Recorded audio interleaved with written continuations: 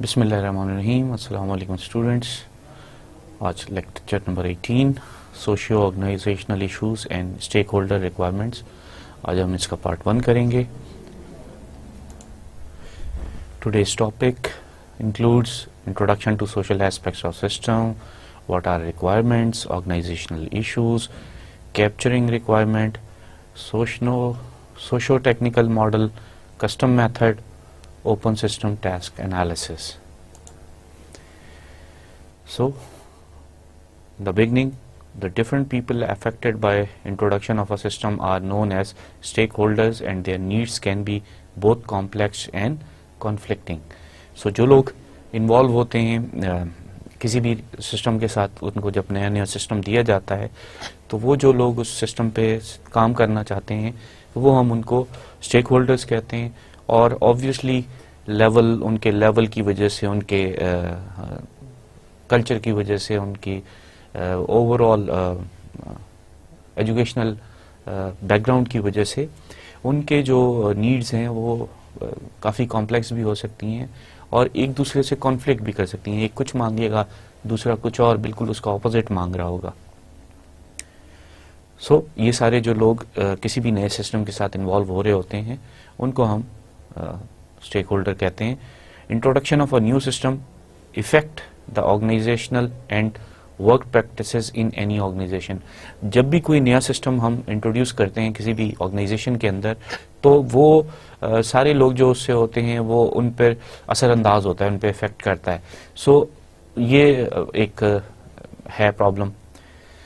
Several issues can affect the acceptance of new technologies और there are several issues जो कि नई technology की एक्सेप्टेंस में रुकावट डालते हैं। आजकल के मिसाल दें कि हम कीबोर्ड्स की, हमें टाइपराइटर की आदत थी, टाइपराइटर को एज इट इज़ मिमिक कर दिया गया कंप्यूटर कीबोर्ड में, तो वो भी प्रॉब्लम नहीं हुई। अब आप दोनों हाथों से इस्तेमाल करते थे, लेकिन जब से ये स्मॉल लैपटॉप्स आए तो अब आपके साइज़ थोड़ा सा और कम हो गया। फिर टैबलेट्स और स्मार्टफोन्स ने बिल्कुल छोटा कर दिया। तो अब जैसे मेरी उंगलियां हैं वो मोटी हैं तो मुझे इशू आता है कि मैं कोई बटन दबा रहा होता हूँ और करेक्टर कोई और टाइप हो रहा होता है। ये अब मेरे लिए ये एक्सेप्टेंस नहीं है कि मैं क्या करूँ इस सिस्टम के साथ। ये कोई भी जब भी नई टेक्नोलॉजी आती है उसके कोई ना कोई इफेक्ट होते हैं।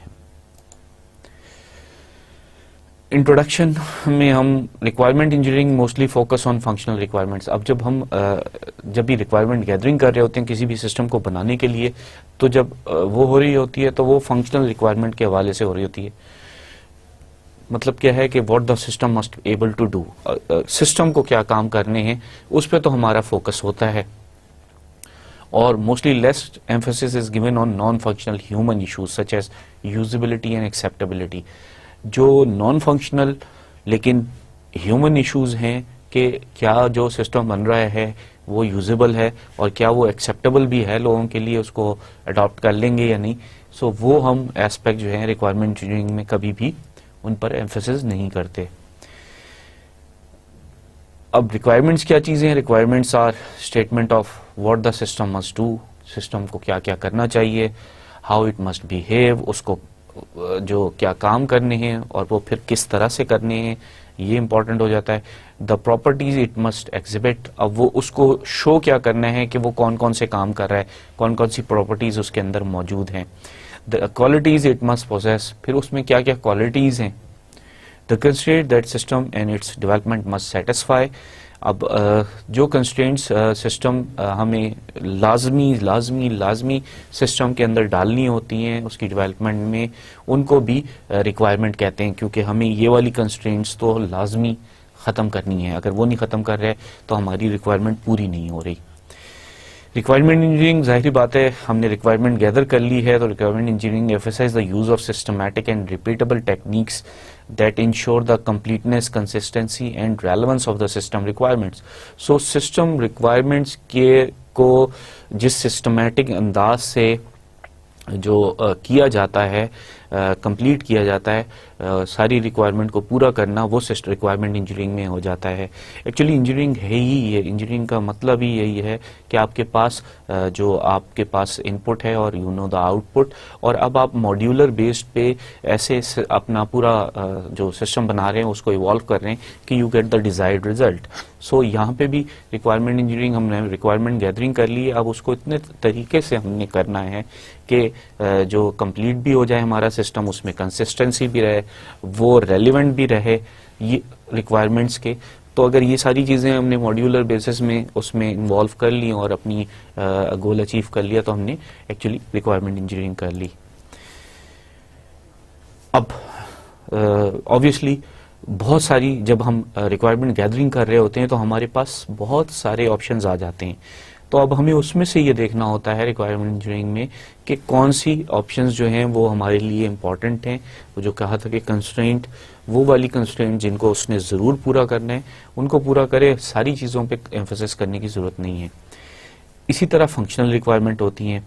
Functional requirement describes what a software system should do. अब फंक्शनल रिक्वायरमेंट में हम क्या कह रहे हैं, पहले हमने रिक्वायरमेंट गैदरिंग की कि हम यूजर को क्या चाहिए। फंक्शनल रिक्वायरमेंट में हम ये बता रहे हैं कि सिस्टम को क्या क्या क्या क्या जरूर करना है। फॉर एग्जाम्पल,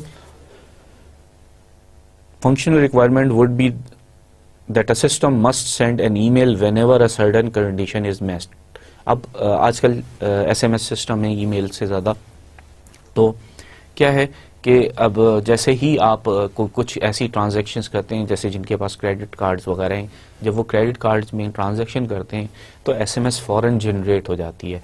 इसी तरह फ़ोन पे जब आप चार्ज भरते हैं उसको वो करते हैं, चाहे आप उसमें कार्ड के ज़रिए भरें, चाहे आप उसको जो है इजी लोड कर दें, तब भी वो आपको मैसेज देता है। सो ये फंक्शनल रिक्वायरमेंट है कि जैसे ही कोई काम उस पे हो वो फंक्शनल रिक्वायरमेंट में से आ जाए कि इंफॉर्मेशन चली गई है।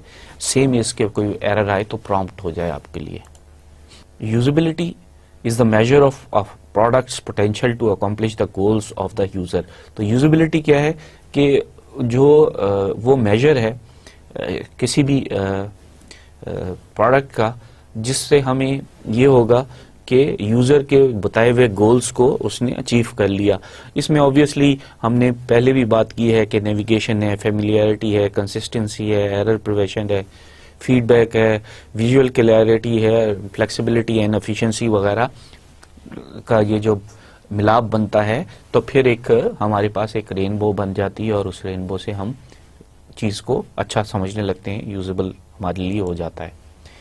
एक्सेप्टेंस क्या है? Acceptance obviously typical scenarios under which user will use the accepted system. अब अगर हमने जो सिस्टम जो बनाया है, अगर वो यूजर को उसको एक्सेप्ट कर लेता है तो फिर हम उसको एक्सेप्टेंस कह लेते हैं कि जी ये एक्सेप्टेंस हो गई है।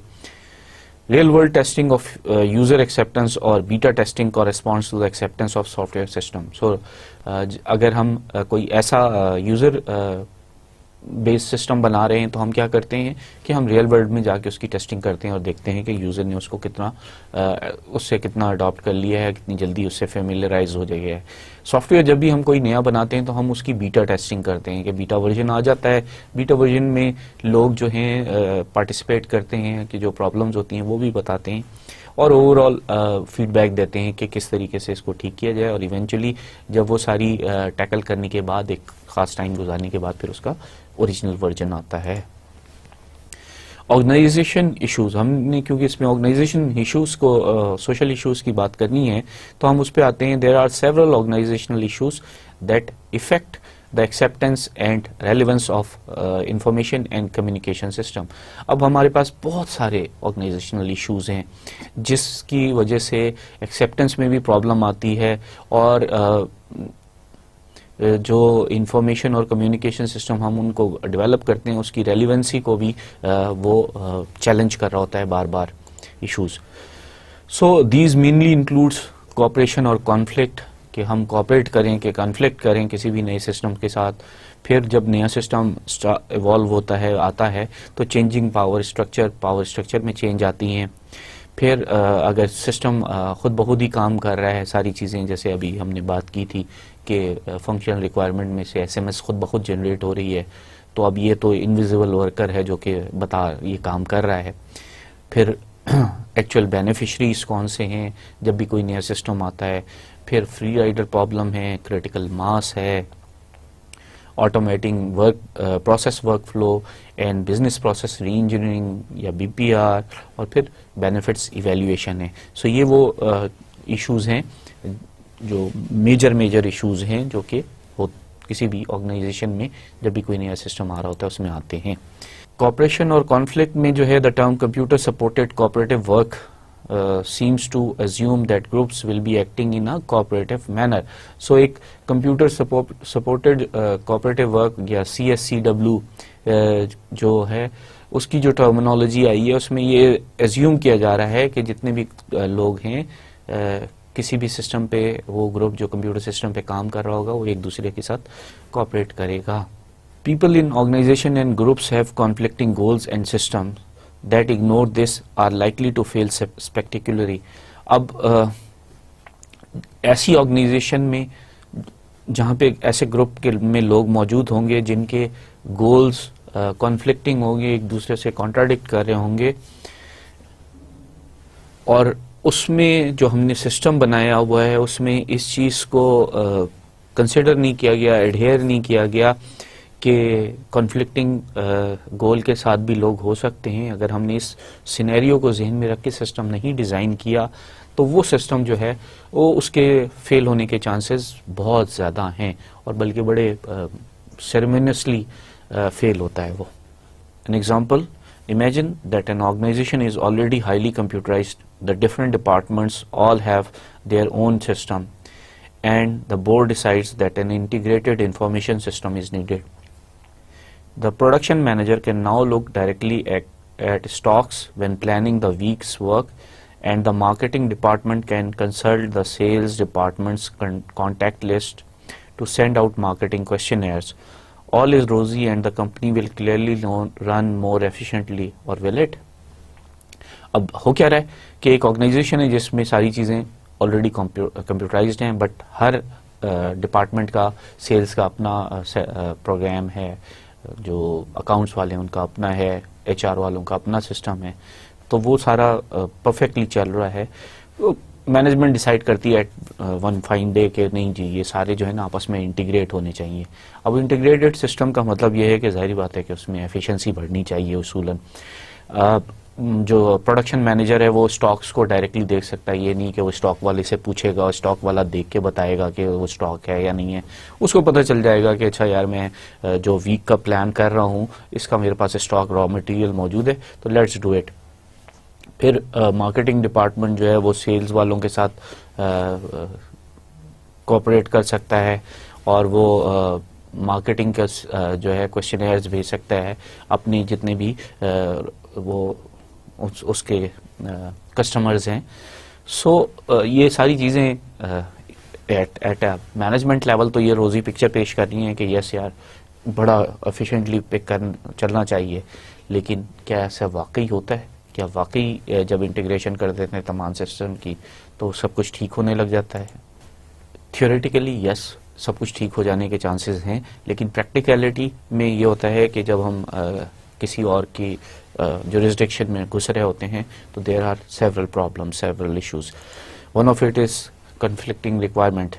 If the user requirements are not fully understood, so अगर user requirement fully understood नहीं हुई, अब जो अलग अलग सिस्टम बना है उसमें तो user requirement fully understood है, लेकिन जब integrated बना तो जो सेल्स का बना था वो मार्केटिंग के लिहाज से नहीं बना था, मार्केटिंग वाले की रिक्वायरमेंट कुछ और होंगी। सो the system will gradually lose respect as the data it holds is incorrect. So अगर उसमें user requirement fully understood नहीं हुई तो वो जो मार्केटिंग के लिए वो जो सेल्स का प्रोग्राम बना हुआ होगा उसकी इंटीग्रेशन से उसको कोई फायदा नहीं हुआ। Confidence in the organisation suffers and productivity drops. जब ऐसे छोटे मोटे इश्यूज बढ़ते चले जाएंगे तो जो ऑर्गेनाइजेशन में जो वर्कर्स का कॉन्फिडेंस लेवल होता है वो डाउन होता है, और जब भी ऐसा हो तो प्रोडक्टिविटी जो है वो ड्रॉप करती है। Changing power structures. अब अगर हम पावर स्ट्रक्चर में चेंज लाने लगे हैं तो फिर क्या होता है, the identification of stakeholders will uncover information transfer and power relationships that cut across the organisation structure. अब जब भी हम इंफॉर्मेशन की ट्रांसफ़र और उसको जब देखते हैं स्टेक होल्डर्स में कि क्या क्या हो सकती हैं, तो फिर क्या होता है कि जो पावर में रिलेशनशिप है वो ऑर्गेनाइजेशन स्ट्रक्चर जो बना होता है ऑर्गेनोग्राम, उसमें तो बड़ा डिफाइन होता है कि सेल्स मैनेजर है, सेल्स मैनेजर के अंदर सेल्स रैप हैं और वो काम करेंगे। अब सेल्स रैप से अगर इंफॉर्मेशन डायरेक्ट मार्केटिंग मैनेजर ले रहा है या मार्केटिंग रैप ले रहे हैं, तो अब ये पावर लाइन रिलेशनशिप जो बड़ी हायरार्की में थी उसमें बीच में आपस में कटिंग शुरू हो जाएगी। इस वजह से ये प्रॉब्लम होता है, क्योंकि यूजुअली जो हमारी हमने जो स्ट्रक्चर बनाया हुआ होता है उसमें क्या होता है कि पावर लाइन तो बड़ी डिफाइंड है, ऊपर से नीचे और नीचे से ऊपर इंफॉर्मेशंस के ट्रू एंड फ्रो हो रहा होता है। ये जो इसमें हॉरिजॉन्टल लाइन खिंच जाए या डायगोनल्स लाइनें खिंचना शुरू हो जाएं तो फिर प्रॉब्लम शुरू हो जाती है। न्यू कम्युनिकेशन मीडिया में challenge and disrupt these formal managerial structure. तो जो भी हमारा कम्युनिकेशन का मीडिया हम बीच में लाएंगे उसमें ये मैनेजरियल स्ट्रक्चर जो हमारा हायरार्की में है, वर्टिकल लाइंस में है, इसको प्रॉब्लम्स आएंगी। The physical layout of an organization often reflects the formal hierarchy. So physical layout में हमने बात की है कि उसमें hierarchy होती है।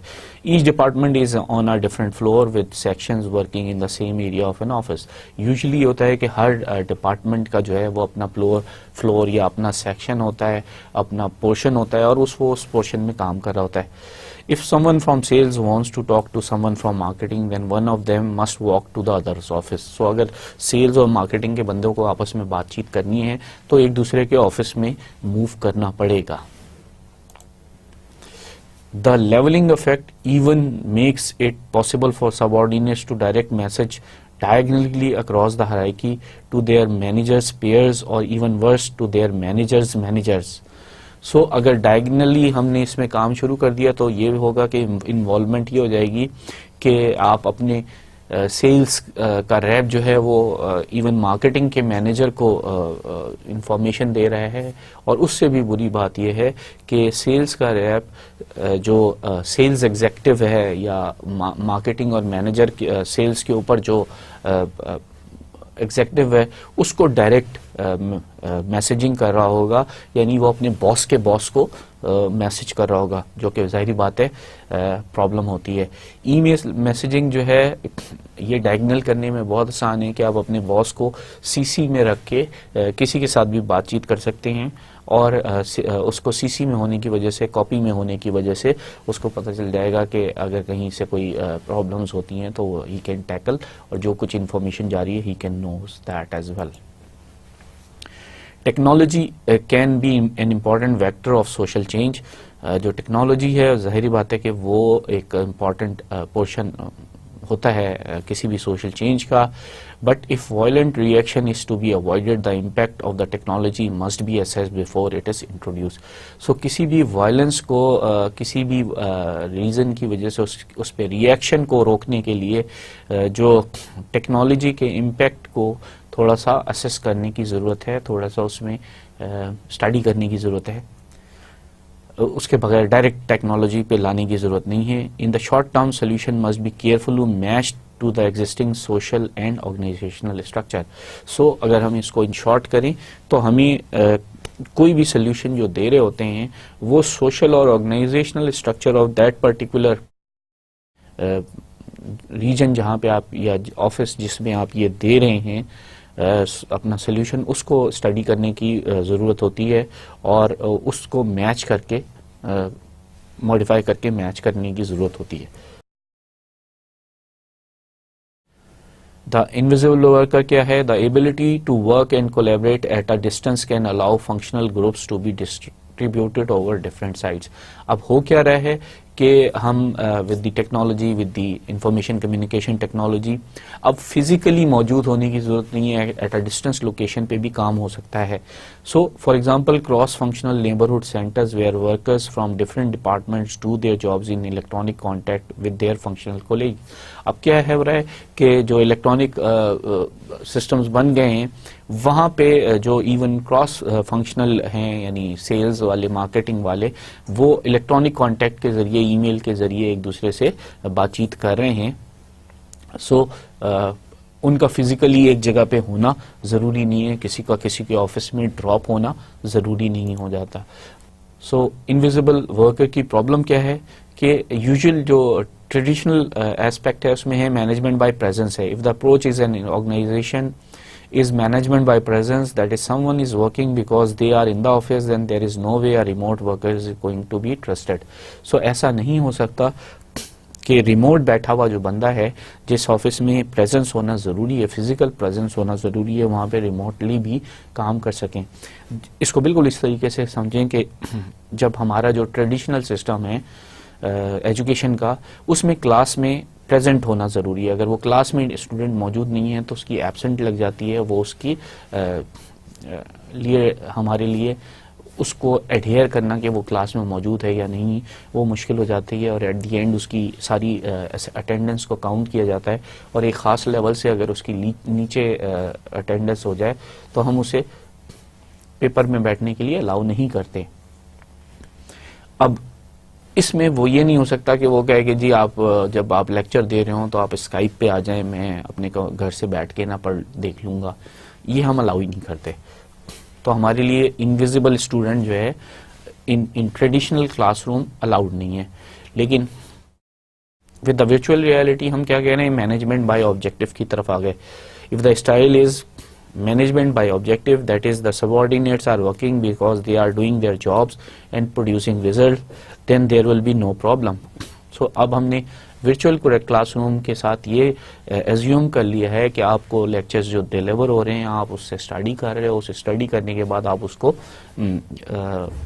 आपसे जब टेस्ट लिया जा रहा है, and if you can pass those tests, give those assignments, give those quiz, अगर आप उन सब में पास कर लेते हो तो you are as good. So you are producing results, so we are agreeing कि ठीक है आपका physical presence होना ज़रूरी नहीं है, but you as an invisible student is okay. So you are an invisible worker for us.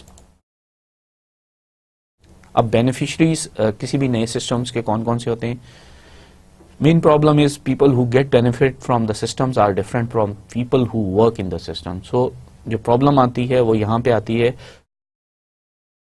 कि वो लोग जो एक्चुअली सिस्टम में काम करते हैं वो डिफरेंट होते हैं, और जो भी नए सिस्टम को से बेनिफिट लेते हैं वो मैनेजर लेवल पे, वो किसी और लेवल पे डिफरेंट लोग हो जाते हैं. For example, a shared calendar system manager is beneficiary of meeting schedules, but personal secretary works to enter schedules. जो अगर हमने एक शेयर कैलेंडर सिस्टम बना दिया है कि मेरे सेक्रेटरी जो है वो मेरी तमाम मीटिंग्स, मेरे तमाम जो ऑफिस के काम है उनको स्केड्यूल बना दे और वो करे, बट शेयर होने की वजह से ये है कि मैं भी देख रहा हूँ वो मैं तो उसका बेनिफिट ले रहा हूँ, मुझे तो सारा कुछ नज़र आ रहा है, लेकिन सेक्रेटरी की वो फिर भी सारी इंफॉर्मेशन डालनी पड़ रही है. अब केओस कहाँ पे आ सकता है? केओस उस वक्त आ सकता है कि मीटिंग जो है वो ऑटोमेटिकली अरेंज कर दी, क्योंकि शेयर्ड है, या किसी ने सिस्टम ने कहा कि जी मीटिंग टाइम है एंड मीटिंग इज अरेंज. अब जो सबऑर्डिनेट्स है उसने उस वक्त कुछ और कमिटमेंट्स की हुई हैं, शेयर्ड होने की वजह से किसी टॉप लेवल में जो उसका जो सेक्रेटरी बैठा हुआ है उसने मीटिंग की अरेंज करवा दी, and then the things go bazooka, because जो सारी जो उसके अपनी कमिटमेंट्स हैं वो तितर बितर हो जाएंगी, और फिर जो है सबऑर्डिनेट्स को उन सारी कमिटमेंट को ठीक करना पड़ेगा, और उनको जो है सही तरीके से रीअरेंज करके सिस्टम में दोबारा रिकॉर्ड करना पड़ेगा. सो जो इंफॉर्मेशन सिस्टम सिमेट्री इन इंफॉर्मेशन सिस्टम में जो है वो हर इंफॉर्मेशन सिस्टम को कोई ना कोई सिमेट्री रखने की ज़रूरत है. If you have to do work for the system you should obtain some benefit from it. So अगर आप बेनिफिशरी सिर्फ मैनेजर लेवल पे रहेगी और सबऑर्डिनेट को कोई बेनिफिट्स नहीं नज़र आएंगे तो भी सिस्टम फ्लॉप करेगा. सो कुछ ना कुछ बेनिफिट्स सबको देने चाहिए. ये इसको हम कहते हैं विन विन सिचुएशन, कि विन विन सिचुएशन हो. आई विन जो सिचुएशन जो हमारी यूजुअली होती है उसमें somebody has to lose. Win win का मतलब ये है कि आई में also win some portion, the subordinates might also win some portion. So everybody is winner, not just one winner. Free rider problem क्या चीज है? This occurs when people can enjoy a good service without paying anything or making a small contribution less than their benefit. अगर लोगों को कोई ऐसी service मिल जाए जो बिल्कुल फ्री ऑफ चार्ज हो, वो भी ये फ्री राइडर कहलाती है. या एक ऐसी सर्विस बन जाए जिसमें उनकी कंट्रीब्यूशन ज़्यादा नहीं है लेकिन उनके बेनिफिट ज़्यादा हैं. सो ये जो ऐसी जो सिचुएशन होती है इनको हम फ्री राइडर प्रॉब्लम कहते हैं. A few free riders in a system are often not a problem as the danger is more likely from too much activity. So अगर कुछ सिस्टम के अंदर फ्री राइडर मौजूद हों तो सिस्टम को कोई प्रॉब्लम नहीं होती, क्योंकि ऐसा ना हो कि उसके अंदर बहुत ज़्यादा एक्टिविटीज़ हो जाएं. फिर जो है जब बहुत ज़्यादा एक्टिविटीज़ हो जाती हैं फिर अगर उन एक्टिविटी का बर्डन किसी ख़ास लोगों पे ज़्यादा हो रहा होता है और बाकियों पे नहीं हो रहा होता तब फ्री राइडर्स की प्रॉब्लम होती हैं. This problem can be managed by increasing the visibility of the participants. So इस प्रॉब्लम को टेकन केयर किया जा सकता है कि हम हर पार्टिसिपेंट की विजिबिलिटी बता दें. जैसे हमारे यहाँ लॉग इन सिस्टम होता है कि भाई लॉग इन हो गए, आपको ये पता चल गया हु आर एक्टिव, और आप उनके प्रोसेसेस को भी देख लें कि भाई वो जो प्रोसेसेस हैं क्या वो प्रोसेसेस जो हैं वो काम कर रहे हैं, कुछ उनके पास काम है या वो आइडल पड़े हुए. अब अगर आइडल हैं तो सिस्टम ऑटोमेटिकली उनकी तरफ टास्क को भेज सकता है. क्रिटिकल मास क्या चीज़ है? It is a very important और क्रूशियल स्टेज इन अ कंपनीज डेवलपमेंट. किसी भी कंपनी की डेवलपमेंट में उसका क्रिटिकल मास होना ज़रूरी है. Where the business activity acquires self sustaining capability. So अब बिजनेस क्या करता है कि वो अपनी उसके पास इतना क्रिटिकल मास जमा हो जाता है, अगर एचआर की टर्म्स में हम बात करें, कि इतनी वर्क फोर्स आ गई है कि अब हम इनको जो पे दे रहे हैं और जो हम अर्निंग कर रहे हैं वो एटलीस्ट इतनी हो गई है कि पे भी निकल जाए और थोड़ा सा बेनिफिट ऑर्गेनाइजेशन को भी चला जाए.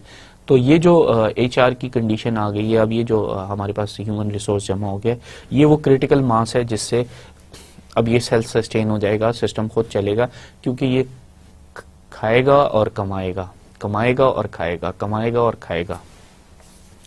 When a company reaches critical mass, it is thought that they can remain viable without having to add any more investment.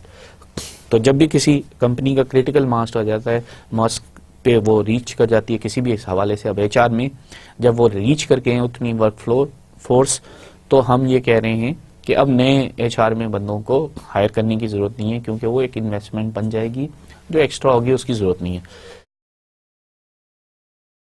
So free rider problem solutions need to develop critical mass for a technology. So technology में भी एक critical mass को हमें करने की जरूरत है, क्योंकि वो क्रिटिकल मास जो है वो ये बताएगा कि इस मास के ऊपर जितने भी लोग होंगे वो यूजुअली फ्री राइडर्स ही होंगे. The beneficiaries of technology increases its pervasiveness. यानी जो बेनिफिशरीज हैं किसी भी टेक्नोलॉजी के वो स्प्रेड थ्रू आउट होने चाहिए, किसी एक खास ग्रुप को बेनिफिशरी नहीं होना चाहिए. More people talk about technology the more it will be common. जितने लोग उसके बारे में ज़्यादा बात करेंगे उतने ही वो कॉमन हो जाएगी. सो हमने ये बात की कि बेनिफिट ऑफ यूज़ जो है वो इस तरह से डायगनली बढ़ रहा है, कॉस्ट ऑफ यूज़ जो है वो एक तरीके से तो जहाँ पे ये कॉस्ट और बेनिफिट जो है वो इक्वल हो जाते हैं, वो एरिया जो है क्रिटिकल मास है। इसके बाद जो है अगर हम हमारा यूज़ बढ़ता जाएगा तो ऑब्वियसली ये बेनिफिट ऑफ यूज़ हो जाएगा, हमें फ़ायदे होते जाएंगे। यहाँ पे हम इवन पे हैं। सो क्रिटिकल मास का मतलब ये है कि कॉस्ट और बेनिफिट जो हैं वो अगर एक जगह पे पहुंच जाए तो वो इवन हो जाए, तो फिर हमारा क्रिटिकल मास है वहाँ पे।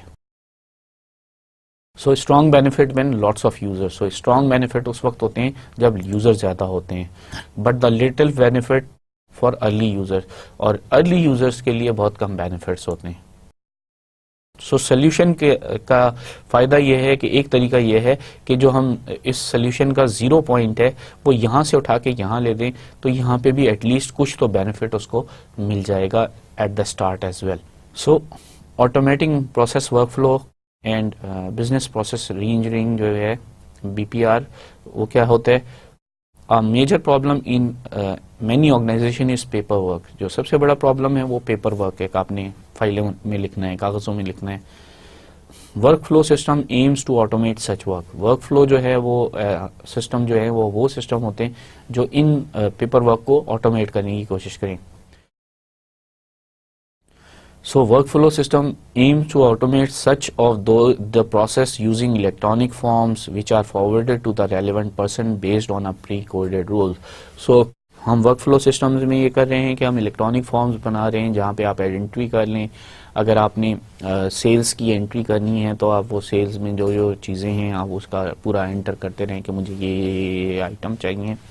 वो सेल्स के बंदे के पास चले जाएंगे, वो वहाँ से ही वो जो है आगे फॉरवर्ड हो जाएगा स्टॉक वाले को। स्टॉक वाला देखेगा कि हाँ जी ये चीज़ें हमें चाहिए और चीज़ें ख़रीद ली जाएंगी। इसी तरह जो प्रोडक्शन मैनेजर है वो अपनी रिक्वायरमेंट जो है स्टोर वाले को दे सकता है कि मुझे ये आइटम्स चाहिए। वो आइटम देखेगा और वो चेक करेगा कि ये आइटम स्टोर में मौजूद हैं या नहीं है। अगर नहीं मौजूद तो वो सेल्स अपनी सेल्स के लोगों को देगा कि मुझे ये आइटम्स ख़रीद के दो। सो आपका पूरा जो वर्क फ्लो है वो ऑटोमेट हो जाएगा। बिजनेस प्रोसेस रीइंजीनियरिंग क्या चीज़ है? Is defined as the fundamental rethinking and radical design of business processes to achieve dramatic improvements in critical contemporary measures of performance such as cost, quality and speed. So किसी भी जो quality के measures हैं हमारे performance के, वो cost, उसकी quality और उसकी स्पीड है। सो परफॉर्मेंस मेजर्स में अगर हम कोई भी ऐसी ड्रामेटिक इम्प्रूवमेंट ले आते हैं, कोई ऐसी हैरत अंगेज और या बहुत ही इनोवेटिव इम्प्रूवमेंट ले आते हैं, वो और अपने प्रोसेस जो बिजनेस प्रोसेस की वर्किंग है उसको थोड़ा सा जैसे हायरार्की की बात की थी, हायरार्की में कुछ डायगोनलिटी हम अलाउ कर देते हैं, तो उससे अगर परफॉर्मेंस बढ़ जाती है तो वो हमारी जो होगी वो बिजनेस प्रोसेस रीइंजीनियरिंग में होगी कि हम क्या चेंजेस लाएं, रीइंजीनियरिंग करें उसकी अपने सिस्टम की। So BPR aims to make the structure of an organization serve the flow of product, service and result in the production of a leaner and fitter organization.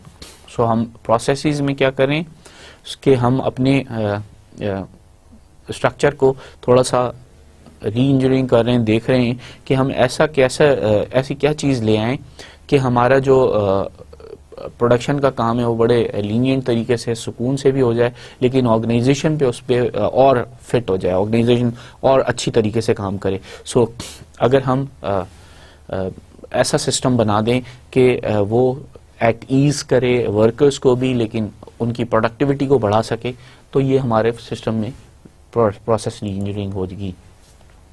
सो उसमें क्या होता है? It possesses identify business processes. वो सबसे पहले business processes को identify करता है, फिर रिव्यू करता है, अपडेट करता है और सबसे पहले एनालाइज करता है कि जो अभी बिजनेस प्रोसेसेस कैसे चल रहे हैं वो क्या हैं, फिर उनको रिव्यू करेगा, उनमें अपडेशन लाएगा, फिर एनालाइज करेगा, फिर उसके बाद ये डिज़ाइन करेगा कि टू बी बिजनेस प्रोसेसेस कैसे होने चाहिए, जो नेक्स्ट हमारे बिजनेसेस प्रोसेस हैं वो कैसे होने चाहिए, और फिर वो उसको जो नए प्रोसेसेस जो उसने इम्प्रूवमेंट लाया है उसको वो टेस्ट करेगा, इम्प्लीमेंट करेगा और चेक करेगा, फिर उसको एनालाइज करेगा और इस तरह से रीडिज़ाइन होगा। सो मिशन क्या है, डिफाइंस वर्क प्रोसेसेस, फिर एग्जीक्यूट एंड गाइड डिसीजंस, फिर उनको इंफॉर्मेशन और फिर टेक्नोलॉजी। सो ये इस तरीके से वर्क फ्लो ये यहीं से भी वापस हो सकता है, ये नीचे जाके वापस आ सकता है। सो ये इस तरीके से हम अपने प्रोसेसेस को ठीक कर लेंगे। इवेल्युएटिंग द बेनिफिट्स में आ जाता है, after successful installation of system benefits in terms of cost should be calculated. सबसे पहले हम उसका कॉस्ट बेनिफिट एनालिसिस करते हैं कि जो कॉस्ट आई है सिस्टम को लगाने में क्या वो कितनी आई है। फिर हम सम बेनिफिट्स में be in terms of job satisfaction, फिर हम ये देखते हैं कि अगर हमारे पास कॉस्ट के मुकाबले में जब काम अच्छे हो गए हैं तो अब हम बेनिफिट्स को दूसरे तरीके से भी देखते हैं कि क्या बेनिफिट्स में हमने यूज़र को, जो अपने एम्प्लॉयज़ हैं, उनको कोई फैसिलिटेट किया है, उनकी फैसिलिटेशन से उनको कुछ सेटिस्फेक्शन मिल रही है। अगर सेटिस्फेक्शन मिल रही है तो ऑब्वियसली वो भी ठीक है। Some other benefits are difficult to quantify, फिर कुछ और बेनिफिट्स हैं जो आप अगर इम्पैक्ट ऑन सोसाइटी देखना चाहते हैं और whole impact on your overall environment देखना चाहते हैं तो वो थोड़ा सा मुश्किल हो जाएगा। बट बिजनेस प्रोसेसेस के हवाले से ही अगर हम सिर्फ बात करें कि अगर एक ऑर्गेनाइजेशन चल रही है, उस ऑर्गेनाइजेशन में अगर कोई एनालाइज करके ये बताता है, अगर हम केस सिनेरियो ले लें कि ये जो यहाँ पे जो एम्प्लॉय है वो बड़ा डिससेटिस्फाइड है इस वजह से कि यहाँ पे हेल्थ केयर नहीं प्रोवाइड कर रहा, कोई हमने हेल्थ इंश्योरेंस इनकी नहीं करवाई हुई। अब वहाँ पे जो लोग बैठे हैं वो इसका कॉस्ट बेनिफिट एनालिसिस करेंगे कि हेल्थ इंश्योरेंस कंपनी जब करवाएगी तो वो कंपनी को कितनी कॉस्ट पड़ेगी, फिर उसमें से वो एम्प्लॉय से उसमें से कितना शेयर ले ले, पर मंथ एम्प्लॉय से कितना लेता रहे, और उस कॉस्ट बेनिफिट एनालिसिस के बाद फिर ये देख सकते हैं कि एम्प्लॉय कितना सेटिस्फाई हुआ। अगर वो बीमार, उसको ये पता है कि वो बीमार होगा तो उसकी टेक केयर कर देगी company with health insurance. Let's suppose के कंपनी 70% पे कर रही है और 30% वो खुद पे कर रहा है। सो अगर इस किस्म की चीज़ आ गई तो ऑब्वियसली उसकी जो जॉब सेटिस्फैक्शन है टूवर्ड्स जॉब जो है वो बहुत हो जाएगी और वो प्रोडक्टिव हो जाएगा। सो उसके मेजर्स बहुत होंगे। अब इसके ओवरऑल बेनिफिट के कितने कम लोग बीमार हो रहे हैं, कितने ज़्यादा लोग बीमार हो रहे हैं, उसका क्या एडवांटेज है, क्या डिसएडवांटेज है, अगर इस वो सारी चीज़ें हम एनालिसिस करने लग जाएं तो वो थोड़ा सा डिफिकल्ट हो जाता है।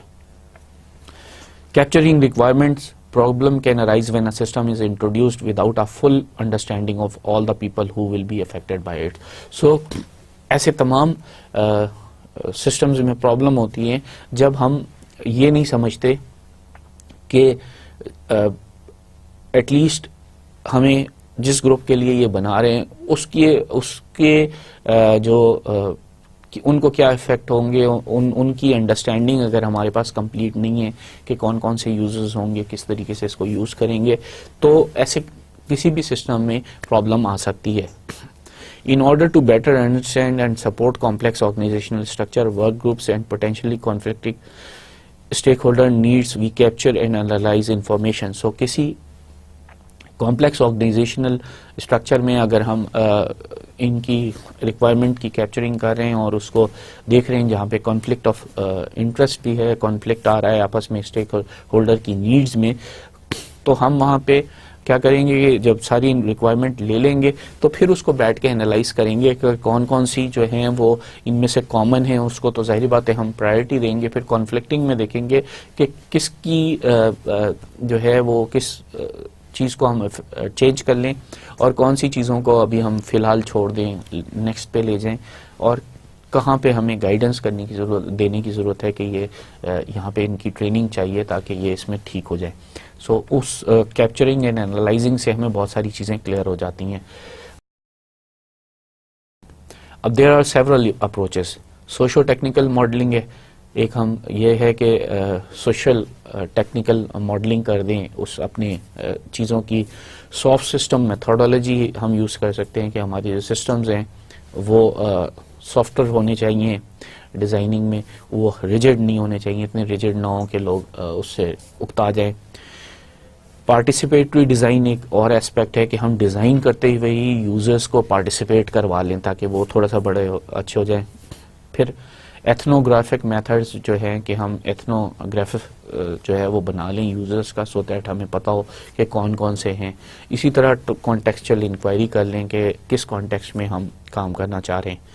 All are aimed at understanding the reality of work context and the perspective of different stakeholders. तो ये सारे सिस्टम जो है बेसिकली हम कॉन्टेक्स्ट ऑफ वर्क देखना चाह रहे हैं कि वो वर्क किस कॉन्टेक्स्ट में हो रहा है, और फिर हमारी कोशिश है कि हम जितनी as many as possible perspective ले लें स्टेक होल्डर्स के डिफरेंट एंगल से।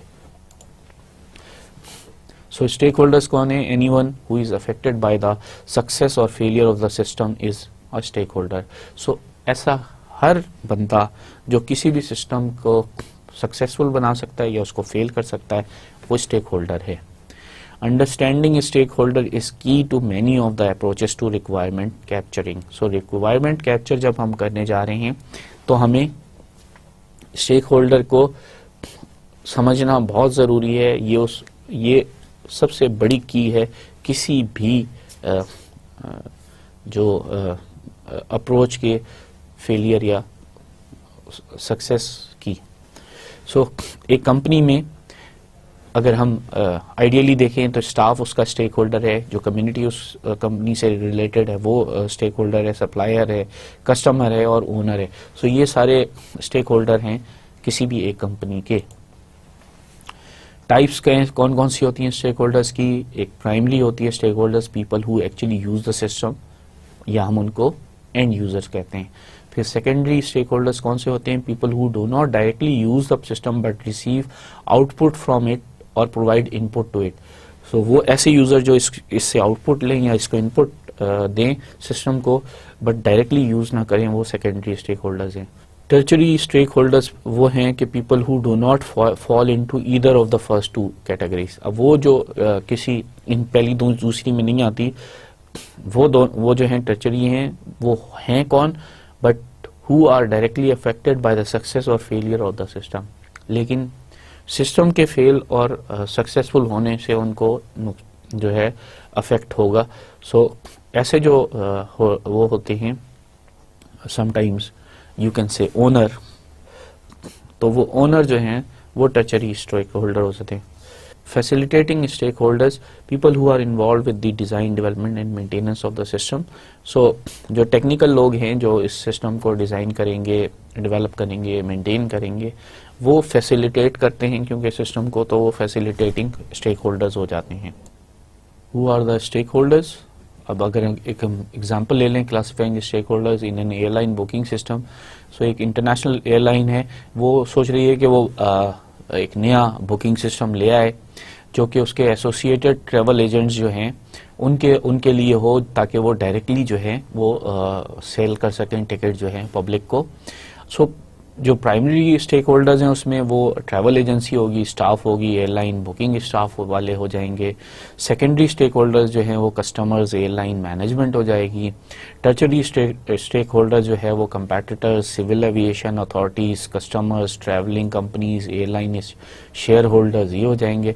और facilitating stakeholders obviously design team, IT department staff वगैरह हो जाएगा। अब जो who are the stakeholders में designers need to meet as many stakeholders needs as possible. Designer को हर स्टेक होल्डर की नहीं तो as many as possible stakeholders की नीड्स को मीट करने की ज़रूरत है, उनकी रिक्वायरमेंट को पूरा करने की ज़रूरत है। Usually in conflict so have to prioritise. So in conflict हमें क्या करना होता है कि प्रायोरिटाइज करते हैं। हमने बात की है कि किसको प्रायोरिटी देनी है और किसको हम लेट तक लेके जा सकते हैं। Often priority decreases as we move down towards category. Example primary most important. So जो प्राइमरी है वो मोस्ट इंपॉर्टेंट हो जाती है और जैसे जैसे हम लेवल में नीचे जाते जाते हैं वो हमारी प्रायोरिटी उसमें कम होती चली जाती है। लेकिन ऐसा हर वक्त नहीं कर सकते। लाइफ सपोर्ट मशीन में हमारी जो प्राइमरी रिक्वायरमेंट है, प्रायोरिटी है, वो लाइफ सेविंग होनी है। सो ये डिपेंड कर जाता है कि आप उसकी अब लाइफ सेविंग में जो जो चीज़ों की ज़रूरत है हर एक की प्रायोरिटी उतनी रहेगी। दवा की ज़रूरत है, यूपीएस की ज़रूरत है, जनरेटर की ज़रूरत है, ऑटोमेटेड सिस्टम की ज़रूरत है, ऑक्सीजन की ज़रूरत है। हम किसी चीज़ की प्रायोरिटी को कम नहीं कर सकते बिकॉज उसमें फिर प्रॉब्लम हो जाती है। सो सोशो टेक्निकल मॉडल में क्या होता है? Early in the 20th century studies of work focused on how human needed to adopt to technical innovation. So 20th century के स्टार्ट में ये स्टडीज शुरू हो गई थी कि हमें ह्यूमन को कैसे टेक्नोलॉजी से फेमिलियराइज करना है। The socio-technical stress that work systems were composed of both human and machine elements, and that it was the interrelationship between these that should be central. So जो socio-technical stress था किसी भी system में वो both human और machine elements को की वजह से आ रहा था। कहीं पे ह्यूमन स्ट्रेसफुल हो रहे थे, कहीं पे मशीन पे जब स्ट्रेस पड़ जाता था तो मशीन फॉल्ट हो जाती थी, तो उस वजह से वर्क सिस्टम में प्रॉब्लम आ रहा था। सो फिर ये डिसाइड हुआ कि जो inter relationship between machine and human है इस पे जो है फोकस रहने की ज़रूरत है और ये इसको हमने प्रायोरिटी देने की ज़रूरत है। So social technical models for interactive systems are therefore concerned with technical, social, organization and human aspect of design. So जितने भी socio technical models थे interactive systems के वो concern कर रहे थे सबसे पहले technical पे, फिर उसके social aspect पे, फिर organizational aspect पे और human aspects of design पे, ताकि ये जो socio technical stress है इसको हम minimize कर सकें। It recognizes the fact that technology is not developed in isolation but as a part of wider organizational environment. अब इसने ये सबसे पहले ये रियलिटी की कि जो टेक्नोलॉजी है अब उसको आइसोलेशन में नहीं बनना कि जैसे कंप्यूटर बन गया फिर उसका यूज़ आ गया, अब जब यूज़ आया तो पता चल रहा है कि उस कंप्यूटर को क्या प्रॉब्लम आ रही है और सिस्टम को क्या प्रॉब्लम आ रही है। अब जो टेक्नोलॉजी है वो ऑर्गेनाइजेशनल एनवायरनमेंट का इंटीग्रल पार्ट बन के आए तो ज़्यादा बेहतर है। It is important to consider social and technical issues side by side so that human issues are not overruled by technical consideration. So हमें social और technical issues को साथ साथ लेके चलना है ताकि human issues को जो हैं वो हम उनको जब technical consideration आ जाए तो हम ह्यूमन इश्यूज को ओवररूल ना कर दें, उनको कहें कि नहीं अच्छा चलो देखा जाएगा पहले बना ले। नहीं, जब हमें सोशल इम्पैक्ट पता चल रहा है, सोशल एस्पेक्ट पता चल रहे हैं तो हम ये कहेंगे कि अब ये टेक्निकल जो कंसिडरेशन है, ये जो हम इसको टेक्निकल टेक्नोलॉजी जो डेवलप कर रहे हैं इसमें ये एस्पेक्ट रखें ताकि इसका यूज जो है वो बेहतर रहे और बन जाए। The key focuses of the socio-technical approach is to describe and document the impact of the introduction of a specific technology into an organization. अब जो key focus है वो socio-technical approach का है कि हम सबसे पहले डिस्क्राइब करें और फिर डॉक्यूमेंट भी करें कि इम्पैक्ट किसी भी टेक्नोलॉजी का जब हम किसी ऑर्गेनाइजेशन में उसको इंट्रोड्यूस करेंगे तो वो क्या होगा। और ये इन्फॉर्मेशन ऑब्वियसली किस तरह से गैदर करेंगे, हम इंट्रोड्यूस कर सकते हैं, डॉक्यूमेंट कर सकते हैं, एनालाइज कर सकते हैं and so on so fourth. हम बहुत सारे टेक्निक्स को लेके चल सकते हैं, वीडियो लेक्चर्स भी हो सकते हैं एंड बहुत सारा एस्पेक्ट हैं जिनसे हम सारी चीज़ें तैयार कर सकते हैं। सोशो टेक्निकल मॉडल्स में हमारे पास आइडेंटिफाई एंड डिस्क्राइब में सबसे पहले हम ऑर्गेनाइजेशनल कॉन्टेक्स्ट को जहन में रखेंगे टॉप पर के भाई ऑर्गेनाइजेशन किस कॉन्टेक्स्ट में काम कर रही है, प्राइमरी गोल्स क्या है, उसका हिस्टोरिकल बैकग्राउंड क्या है, किस एरिया में वो काम कर रही है। फिर स्टेक होल्डर्स की हम ये देखेंगे कि उनकी मोटिवेशन क्या है, उनकी जॉब सेटिस्फेक्शन क्या है, उनकी नॉलेज लेवल क्या है, उनका स्किल लेवल क्या है, उनकी किस चीज़ों में वो जो हैं किन टास्क में क्या रिस्पॉन्सिबिलिटीज़ हैं। फिर जब हम ये इंट्रोड्यूस करेंगे तो उनको कितनी ट्रेनिंग की ज़रूरत है। इसी तरह वर्क ग्रुप्स में हमने देखना है कि अब ये तो हमारे पास इंडिविजुअल्स के तौर पर स्टेक होल्डर्स आ गए, और फिर हम वर्क ग्रुप्स देखेंगे कि अब अकाउंट वालों के क्या काम हैं, उनके रोल क्या है, उनकी कैरेक्टरिस्टिक्स क्या है, उनकी रिलेशनशिप विद इन क्या है the organisation and without the organisation, क्या उनकी रिलेशनशिप है आपस में। सो इस तरह की एस्पेक्ट्स को हम सारे सोशो टेक्निकल मॉडल्स में देखते हैं। फिर we try to capture the problem being addressed, हम ये देखते हैं कि कौन कौन सी प्रॉब्लम एड्रेस्ड हो रही हैं। There is a need to understand why the technology is being proposed and what problem it is intended to solve. अब कोई भी नया सिस्टम, कोई भी नई टेक्नोलॉजी जब आती है, उसको सबसे पहली चीज ये देखनी होती है कि ये क्यों लाए, इसने कौन सी प्रॉब्लम को सॉल्व किया है, या इसने क्या बेनिफिट दे रही है। अगर ये नहीं होगा तो ऑब्वियसली हम किसी को भी ये नहीं कहेंगे कि ये टेक्नोलॉजी यूज करें। अगर माउस सिस्टम में क्या प्रॉब्लम आई थी कि माउस से अगर मुझे ABCD लिखना है तो मेरे लिए प्रॉब्लम हो रही है उसकी वजह से, क्योंकि मेरा हाथ यूं हो गया। मुझे तो पेन से लिखने की आदत है, तो मेरा हाथ हमेशा यूं रहता है, यूं करके मैं नहीं लिख सकता। सो उसके लिए फिर ये स्टाइलस पेन आए कि स्टाइलस पेन से जब हम काम करेंगे तो ऑब्वियसली हमारा जो काम है वो बिल्कुल उस तरीके से होगा जो हम करने वाले हैं। So, the stakeholders affected, including primary, secondary, tertiary, and facilitating together with their objective goals and tasks. So, जब हम स्टेक होल्डर्स को ये देखते हैं कि वो जो अफेक्ट कर सकते हैं इन सारी चीज़ों पे, वो जाहिर बात है प्राइमरी से लेके फैसिलिटेटिंग तक सबका हमने उनका ऑब्जेक्टिव्स देखने, उनके गोल्स देखने, उनकी टास्क देखनी है, ताकि हमें ये पता हो कि कौन कौन और किस किस लेवल पे और किस तरह से अफेक्ट करेगा सिस्टम पे। फिर वर्क ग्रुप्स में बात हो गई कि work groups within the organisation both formal and informal. सबसे पहले ये देखना होता है कि ऑर्गेनाइजेशन में जो वर्क ग्रुप बना हुआ है उनमें जो फॉर्मल ग्रुप है वो किस तरीके से बना हुआ है, और एक ही ऑर्गेनाइजेशन में जो इनफॉर्मल सा ग्रुप बन जाता है मुख्तलिफ वर्क ग्रुप्स के कॉम्बिनेशन में, वो कैसा चल रहा है। फिर द चेंजेस और transformation that will be supported. अब फिर ये देखना है कि अब जो चेंजेस आएंगी उनकी लायबिलिटीज़ में, उनकी रिस्पॉन्सिबिलिटीज़ में, उनके सारी चीज़ों में वो जो ट्रांसफॉर्मेशन है वो किस तरीके से ये सपोर्ट करेंगे। Propose technology and how it will work, फिर उस जो हमारी प्रपोज टेक्नोलॉजी वो क्या है और किस तरीके से वो काम करेगी। फिर एक्सटर्नल कंस्ट्रेंट्स क्या आ सकती हैं, और दूसरी जो ये तो हमने ऑर्गेनाइजेशनल भी देख ली, लेकिन हमें ऑर्गेनाइजेशन से बाहर भी जो कंस्ट्रेंट्स हैं उनको भी देखने की जरूरत है कि वो कौन कौन सी हो सकती हैं।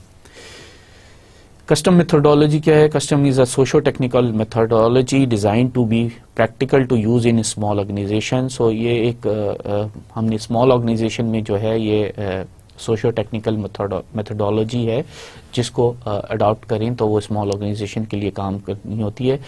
It is based on user skills and task match, और ये USTM पे मैच कर रही होती है अप्रोच पे। Develop to allow design teams to understand and fully document user requirement. ये डिज़ाइन टीम के लिए होती हैं कि वो जो है अंडरस्टैंड करें यूज़र की रिक्वायरमेंट्स को और फिर उनको डॉक्यूमेंट भी करें।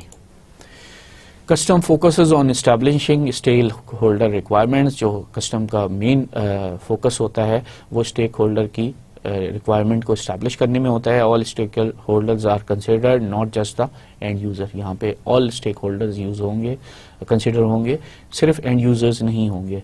Apply to initial stage of design, ये जाहिर बात है कि बिल्कुल इनिशियल स्टेज ऑफ डिजाइन में ये किया जाता है क्योंकि रिक्वायरमेंट गैदरिंग कर रहा होता है। Provide useful framework for considering stakeholder requirements, और ये बड़ा यूजफुल फ्रेमवर्क हो जाता है स्टेक होल्डर की रिक्वायरमेंट कंसिडर करने के लिए। जो कस्टम मेथोडोलॉजी में 6 की स्टेजेस टू कैरी आउट, उसमें 6 बड़ी की स्टेजेस हैं जिनको कैरी आउट किया जाना चाहिए। पहली क्या है कि describe the organisational context including its primary goals, physical characteristics, political and economical background. So किसी भी ऑर्गेनाइजेशन की किस कॉन्टेक्स्ट में वो बनी है, उसके प्राइमरी गोल्स क्या थे, उसकी किस तरीके से वो फॉर्म हुई है फिजिकली, फिर उस वहाँ पे पॉलिटिकल सिनेरियो क्या है ऑर्गेनाइजेशन में, बाहर ऑर्गेनाइजेशन से बाहर इकोनॉमिक बैकग्राउंड क्या है जो कंपनी का है। सो उसके कॉन्टेक्स्ट में होते हैं, यानी एक तरह से कंपनी को पूरी तरह से समझना। Identify and describe stakeholders, फिर उसका दूसरा काम ये हो जाता है कि अब वो आइडेंटिफाई करे स्टेक होल्डर्स और उनको डिस्क्राइब भी करे।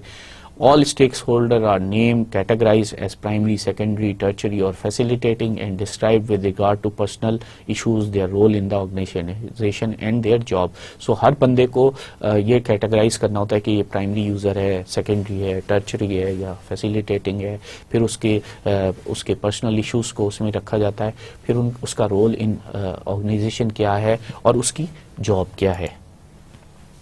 थर्ड ये है identify and describe work groups. तीसरा काम ये है कि वर्क ग्रुप को आइडेंटिफाई करे और डिस्क्राइब करे। A work group is any group of people who work together on a task whether formally constituted और नॉट। अब वर्क ग्रुप वो ग्रुप है जो कि या चाहे फॉर्मली बनाया गया है चाहे वो खुद से बन गया है, जो एक टास्क को काम कर रहा है। एचआर के लोग जो हैं वो एक वर्क ग्रुप है क्योंकि वो एचआर पे काम कर रहे हैं। Work groups are described in terms of their role within the organisation and their characteristics. So HR के जो लोग हैं उनका मैनेजमेंट का काम है, ह्यूमन रिसोर्स मैनेजमेंट का काम है। सो ये उनकी कैरेक्टरिस्टिक्स है और ये उनका रोल है। Identify and describe task object pairs. So चौथा काम ये होता है कि these are the task that must be perform coupled with the objects that are used to perform them or to which they are applied। so दोनों चीजों को हम लेके चलते हैं कि ये टास्क है, इसको तो परफॉर्म होना है, फिर ये देखना है कि ये किन किन चीजों के साथ परफॉर्म हो सकती है, और फिर ये भी देखना है कि ये किन चीजों पे अप्लाई हो रही है task. Identify stakeholder needs, फिर पांचवी स्टेज पे हम ये कहते हैं कि स्टेक होल्डर्स की नीड को आइडेंटिफाई करें। Stages 2 to 4 are described in terms of both the current system and the proposed system। So 2 से 4 तक जो स्टेजेस हैं उनको हम करंट सिस्टम की स्टडी के वक्त भी कर सकते हैं और जो हमारा प्रपोज सिस्टम होगा उसमें भी हमारे लिए जरूरी है। Stakeholder needs are identified by considering the difference between the two. So हमें स्टेक होल्डर की नीड्स को जब आइडेंटिफाई करना है तो हमें उन करंट सिस्टम में और प्रपोज सिस्टम के दरमियान जो डिफरेंस है उसको भी कंसिडर करना है। For example, if a stakeholder is identified as currently lacking a particular skill that is required in the proposed system, then a need for training is identified। So अगर computer system हम बना रहे हैं और हमें पता है कि HRM में जो लोग काम कर रहे हैं वो कंप्यूटर सिस्टम नहीं जानते, तो उनके कंप्यूटर सिस्टम की ट्रेनिंग नेसेसरी है, वो कराने की जरूरत है। फिर छठी और फाइनल चीज ये है consolidate and check stakeholder requirement. फिर हम ये करते हैं कि जब स्टेक होल्डर की रिक्वायरमेंट अगर कॉन्फ्लिक्टिंग और वो सारी चीजें आ गई हैं तो अब उनको कंसोलिडेट करना होता है, सो दैट के हम ये देख लें कि क्या चीजें हम कर सकते हैं और किस तरीके से कर सकते हैं। So here the stakeholder needs listed is checked against the criteria determined at earlier stage. तो हम पहले से डिसाइड कर लेते हैं कि भाई क्या क्राइटेरिया है जिस पे हम ये अब स्टेक होल्डर की नीड्स को एलिजिबल कहेंगे और कौन सी ऐसी नीड्स होंगी जिनको हम इनएलिजिबल कहेंगे कि इनएलिजिबल है, ये हमारे इनको करने की जरूरत नहीं है।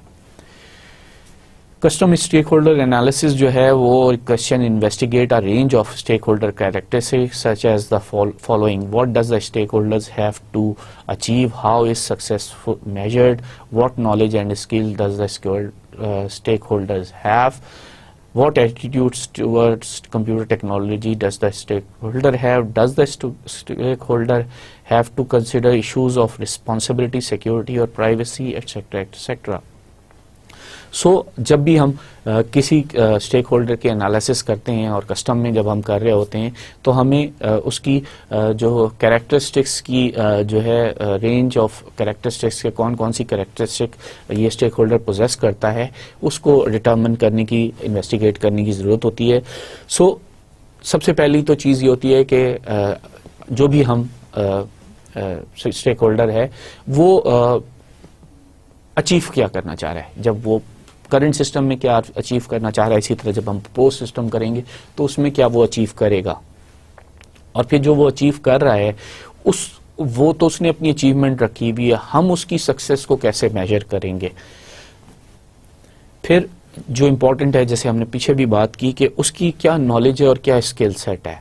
अगर वो कंप्यूटर सिस्टम के स्किल सेट को नहीं जानता, या एक पर्टिकुलर उसको माउस या अगर हमने उसको कोई स्पेशल डिवाइस बना रहे हैं उसकी स्किल उसमें नहीं है, उसके यूज़ करने की स्किल उसमें मौजूद नहीं है, तो वहाँ पे फिर उसको हमें आइडेंटिफाई करने की ज़रूरत है एनालिसिस में।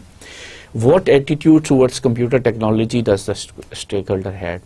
अब एक इम्पॉर्टेंट एस्पेक्ट ख़ासतौर पे सीनियर लेवल पे स्टेक होल्डर्स में ये आ जाता है कि अगर वो हैं तो क्या वो कंप्यूटर टेक्नोलॉजी को सही भी समझ रहे हैं, या वो समझ रहे हैं कि यार ये इतनी फजूल सी चीज़ है।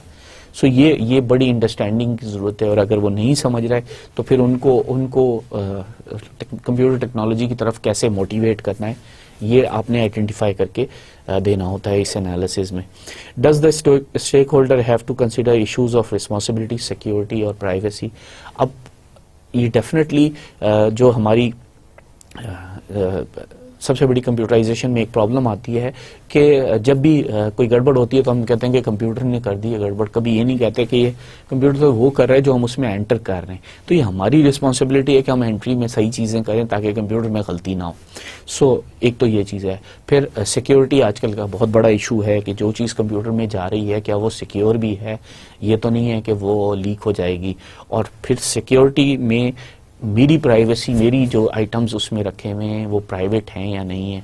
अब अगर HRM में देखा जाए तो मेरा सारा डाटा है, मेरी डेट ऑफ बर्थ है, मेरी उसमें मैरिज डेट है, बच्चों की पैदाइश है, and so on so fourth. तो अगर जो कुछ उसमें जा रहा है कि अगर हेल्थ की आपने उसमें कर दी हैं तो जो दवाएं मिल रही हैं, जो ट्रीटमेंट मिल रहा है, वो सारी चीज़ें उसमें एंटर हो रही हैं। अब वो मेरा प्राइवेट डाटा है, वो हर एक के लिए विजिबल होना ठीक नहीं है, and so on so fourth. ऐसी बहुत सारी चीज़ें हैं जो एनालिसिस में ज़रूरत पड़ती है। फिर जो दूसरा सिस्टम है वो ओपन सिस्टम टास्क एनालिसिस है, या OSTA कहलाता है। एन ऑल्टरनेटिव है ये सोशो टेक्निकल अप्रोच का, attempts to describe what happens when a technical system is introduced into an organisational work environment. ये क्या अटेम्प्ट करता है, ये अटेम्प्ट करता है कि जब भी कोई नया टेक्निकल सिस्टम किसी भी ऑर्गेनाइजेशन में इंट्रोड्यूस किया जाएगा तो क्या होगा। Like custom, OSTA specifies both social and technical aspect of the system. Custom की तरह ये भी टेक्निकल और सोशल एस्पेक्ट दोनों को आइडेंटिफाई करता है, स्पेसिफाई करता है। However, whereas in custom these aspects are framed in terms of stakeholder perspective, in OSTA they are captured through a focus on task. So custom में जो है वो स्टेक होल्डर को क्योंकि सारी पर्सपेक्टिव में काम करना है, वो हमारा की है। इसमें जो है वो टास्क की हैं। सो 8 स्टेजेस ऑफ OSTA क्या है, 8 मेन स्टेजेस में से एक है the primary task which the technology must support is identify in terms of user goals. सबसे पहले एक प्राइमरी टास्क होती है जो कि सपोर्ट की जाती है यूजर गोल के हवाले से। Task inputs to the system are identified, कैसे उस टास्क को इनपुट किया जाएगा सिस्टम में। These may have different sources and forms that may constraint the design. अब इसमें कई सोर्सेज और कई फॉर्म हो सकती है। इनपुट अगर हम कंप्यूटर सिस्टम में कर रहे हैं तो हमने कीबोर्ड से करना है, माउस से करना है, टच से करना है, स्क्रीन से। सो ऑब्वियसली ये सारी चीज़ें फिर डिज़ाइन एस्पेक्ट में आएंगी। The external environment into which the system will be introduced is describe including physical, economic and political aspect. फिर जिस एक्सटर्नल एनवायरनमेंट में ये सिस्टम को इंट्रोड्यूस करना है वो उसको भी डिस्क्राइब करना है, चाहे वो फिजिकल एनवायरनमेंट हो, चाहे वो इकोनॉमिकल एनवायरनमेंट हो, चाहे वो पॉलिटिकल एनवायरनमेंट हो। ये सारी एनवायरनमेंट जो है वो उसमें डिस्क्राइब करनी होंगी। The transformation process within the system are described in terms of action performed on और with objects। अब जो ट्रांसफॉर्मेशन प्रोसेसेस होंगे किसी भी सिस्टम के अंदर, जो भी हम ये कोई अगर क्लिक कर रहे हैं, सो वो क्लिक से क्या क्या ट्रांसफॉर्मेशन, क्या क्या चीज़ें होंगी। अगर आपने इंटीग्रेटेड सिस्टम बना दिया है, आपने सेल्स की एक एंट्री की, अब वो उसके वो एंट्री जो है वो उसकी रिकॉर्ड में भी जा रही है, सेल्स में भी जा रही है, अकाउंट्स वालों के पास भी जा रही है, ऑब्जेक्टिव अचीव में भी जा रही है। सो बहुत सारी जगह पे उस जा रहा है ये एक ऑब्जेक्ट। सो उस ट्रांसफॉर्मेशन को भी देखने की जरूरत है। The social system is analysed considering existing work groups and relationship within and external to the organisation. फिर सोशल सिस्टम को ये भी एनालाइज कर सकता है कि वर्क ग्रुप के दरमियान क्या है, विद इन उनके दरमियान क्या है, फिर ग्रुप ऑर्गेनाइजेशन से बाहर क्या है। The technical system is described in terms of its configuration and integration with other system. इसी तरह से टेक्निकल सिस्टम को भी कंप्लीटली डिस्क्राइब करना पड़ता है, जो उसकी इंटीग्रेशन हो रही होती है दूसरे सिस्टम्स के साथ, और जो जिस कॉन्फ़िगरेशन कर रहे होते हैं कि कौन कौन से एलिमेंट किस किस जगह जा रहे हैं। जैसे अभी सेल्स की मिसाल दी, एक सेल्स की क्लिक जो है वो बहुत सारी चीज़ों को के साथ इंटीग्रेट हो रही होती है। सो वो सारी टेक्निकली भी समझाने की ज़रूरत है। So performance satisfaction criteria are established indicating the social and technical requirements of the system. तो फिर हम परफॉर्मेंस सेटिस्फैक्शन क्राइटेरिया भी बताते हैं कि किसी भी सोशल और टेक्निकल रिक्वायरमेंट्स के साथ उसकी परफॉर्मेंस को कैसे, सेटिस्फैक्शन को कैसे मेजर करेंगे। फिर बेस्ड ऑन दिस जो है न्यू टेक्निकल सिस्टम जो है वो स्पेसिफाई कर दिया जाता है।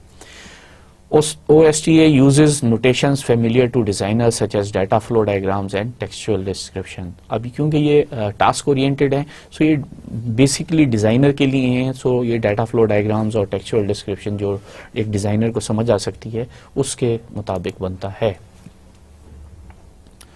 सो in the end summarize of today's topics, there are several organization issues that affect the acceptance of technology by users and that must therefore be considered in system design. Systems may not take into account conflict and power relationship. So हमें बहुत सारे issues हैं, हमने काफ़ी सारे issues conflict और acceptance को देखा था, सपोर्ट एंड कॉन्फ्लिक्ट को देखा था, और बेनिफिशरीज को देखा था। सो ये बहुत सारे एस्पेक्ट्स हैं जिनको हमें देखना पड़ता है किसी भी डिज़ाइन सिस्टम्स के लिए। और सबसे बड़ा इम्पॉर्टेंट ये होता है कि कॉन्फ्लिक्ट वाले और पावर जो रिलेशनशिप है कि कहीं हम किसी मैनेजर की कोई पावर को कट तो नहीं कर रहे या बाईपास तो नहीं कर रहे। ये एस्पेक्ट्स वो होते हैं किसी भी सिस्टम के कि अगर वो सिस्टम ये अलाउ करना शुरू कर दे तो उसकी एक्सेप्टेंस, उसकी सक्सेस में प्रॉब्लम आ जाता है। फिर स्टेक होल्डर्स की बात की थी।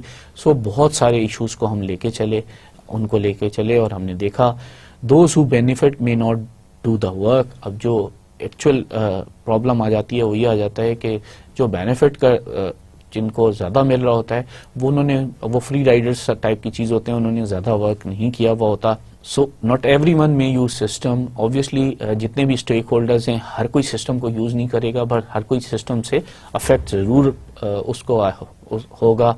तो इस चीज़ को भी ख्याल रखना होता है। In addition to generic issue, designer must identify specific stakeholder requirements within the organisation context. फिर जेनरिक इश्यूज जो हैं वो तो हम कस्टम में देख लेते हैं, लेकिन फिर OSTA भी हमने बताया कि OSTA में जो है वो डिज़ाइनर की जो स्पेसिफिक स्टेक होल्डर्स की रिक्वायरमेंट है डिज़ाइनर की पर्सपेक्टिव में, उनको भी देखने की ज़रूरत है और वो ऑर्गेनाइजेशनल कॉन्टेक्स्ट में होना बहुत ज़रूरी है। सोशो टेक्निकल मॉडल्स जो हमने कस्टम और OSTA को देखा capture both human and technical requirements. वो बोथ ह्यूमन और टेक्निकल रिक्वायरमेंट्स को कैप्चर करते हैं।